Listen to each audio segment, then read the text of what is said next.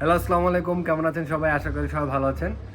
আজকে আপনাদের সাথে একটা ইন্টারেস্টিং গল্প শেয়ার করবো। সেটা হচ্ছে আমার এক কাকা, তিনি আজকে তার রেসিডেন্ট কার্ড হাতে পাইছে। তো আমরা তার কাছ থেকে শুনবো তিনি কিভাবে কত বছরে এই কার্ডটা হাতে পেল। এই হচ্ছে আমাদের কাকা। তো আমরা কাকার কাছে সরাসরি চলে যাই। তো কাকা, কার্ড পাওয়ার পর আপনার কেমন লাগছে? আসসালামু আলাইকুম রহমতুল্লাহি বারাকাতু। অবশ্যই ভালো লাগছে, তবে দীর্ঘ প্রতীক্ষার পর পাওয়া অনেকটা আবেগ প্রফুল্লিত। দীর্ঘ 12 বছর পর এটার জন্য 12টা বছর যুদ্ধ করতে হয়েছে দেশ ত্যাগ করে। প্রথমে ইটালি, তারপর ফ্রান্স, তারপর অস্ট্রিয়া, জার্মানি 7 বছর, তারপর স্পেন 4 বছর।